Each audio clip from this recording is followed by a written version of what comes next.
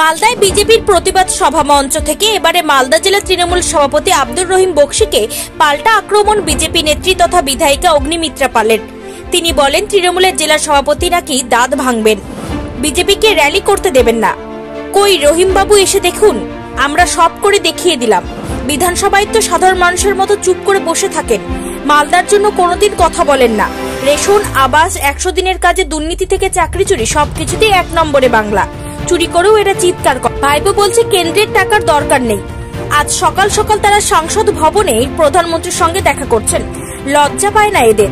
BJP যুব মোর্চার প্রতিবাদ সভা মঞ্চ থেকে এমনই ভাষায় কটাক্ষ করেন বিজেপি নেত্রী তথা আসানসোলের বিজেপি বিধায়িকা অগ্নিমিত্রা পাল। পাশাপাশি এদিন প্রায় শতাধিক তৃণমূল কর্মীরা তৃণমূল দল ছেড়ে যোগদান করেন বিজেপিতে। তৃণমূলের কে নেতা আছে জানো, কে বলে দাঁত ভেঙে দেবো, জিপ টেনে দেবো। আপনাদের এখানকার কিনা শুনতে পেলাম না, কিনা রহিম বক্সি।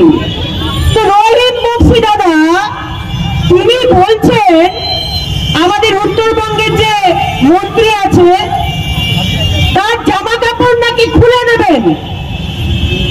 আমাদের সম্মানীয় সাংসদ খগেনদা, তাকে নাকি জলে ভাসিয়ে দেবেন। আর আপনাদেরকে বলেছে আপনাদের নাকি কোনো র্যালি করতে দেবে না। তো রহিমদা, আজকে আমরা কি করলাম? আজকে কি করলাম? আপনি কোথায় রহিমদা? আপনি কোথায়?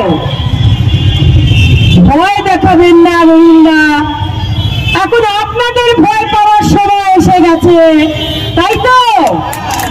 বেশি ভয় দেখাবেন না। চোরের মায়ের এখন চোরের মায়ের বড় গলা। চুরি করেছেন, বাংলার মানুষকে প্রতারিত করে গেছেন, আর আবার বড় বড় কথা বলছেন। আজকে মালদার হাসপাতাল, সরকারি হাসপাতাল, সেখানে যে ডাক্তার বাবুরা আছেন না, কোনদিন ডিউটিতে যান না, শুনছেন তো? এই যে আপনারা, আপনাদের বলছি দিদিমণির পুলিশ আজকাল পুলিশের কাজ করতে ভুলে গেছে। আপনিও দাদা, পুলিশ এখন কি করে? দিদির জন্য কালেকশন তুলছে, কালেকশন তুলছে। আজকে জানেন তো কি হয়েছে? আজকে আমাদের দিদিমণি, আমাদের মমতা দিদি বলেছিলেন না, কেন্দ্রের পয়সা চাই না, 100 দিনের কাজের টাকা চাই না, বলেছিলেন তো? আমাদের দরকার নেই, অভিষেক বাবু বলেছিলেন। আজকে সকাল সকাল চলে গেছেন আমাদের মোদিজির সঙ্গে দেখা করতে, টাকা চাইতে চলে গেছেন। মমতাদি কি ভেবেছেন বলুন তো? আপনার সরকার, আপনার নেতা মন্ত্রী কর্মী চুরি করবে, 100 দিনের কাজের টাকা চুরি। প্রধানমন্ত্রী আবাস যোজনার বাড়ির টাকা পাঠিয়েছে, চুরি করে নিয়েছেন। প্রধানমন্ত্রী বাথরুমের টাকা পাঠিয়েছেন, মানে যাকে আমরা বলছি পায়খানাও খাচ্ছে আজকাল তৃণমূল, সবই খাচ্ছে, তার টাকাও চুরি করে নিয়েছে। বাড়ি বাড়িতে জল হবে।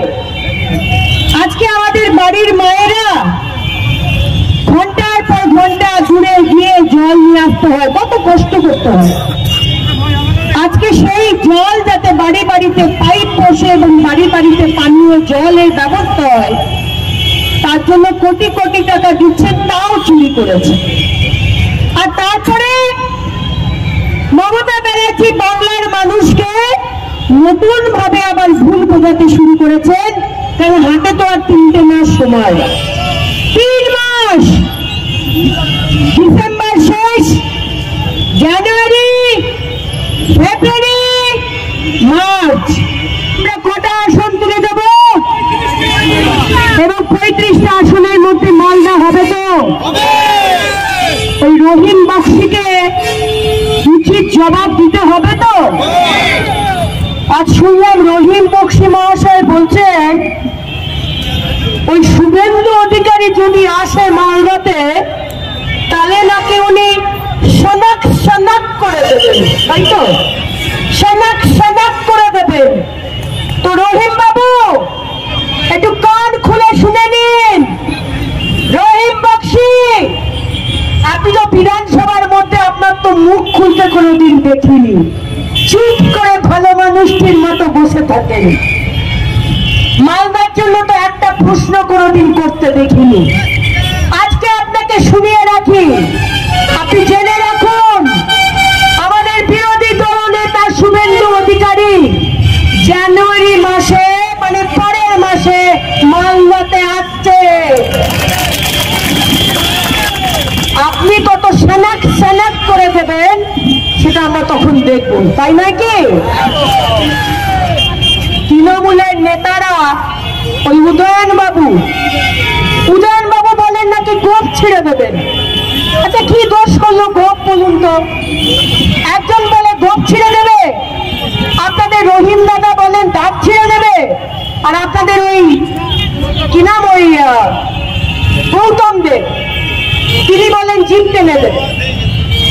কিন্তু আপনাদের একটা কথা বলে রাখি, তৃণমূলে যত নেতা মন্ত্রী রয়েছেন, আজকে আপনাদের এই ইংলিশ বাজারের মিউনিসিপ্যালিটি কোথায় কি দুর্নীতি হয়েছে সব ওই লাল খাতা নীল ডায়েরিতে লেখা হচ্ছে, তাই তো? সময় মতো সব খোলা হবে। আর এই পুলিশদেরও সতর্ক করে রাখছি যে আপনাদের পুলিশ চাকা ঘুরছে, খুব শীঘ্রই সারা পশ্চিমবঙ্গে পদ্ম ফুল ফুটবে।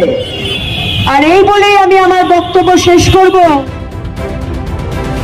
Bureau report, news for Bengal.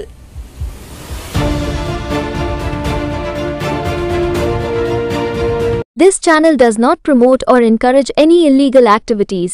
All contents provided by this channel is meant for educational purpose only.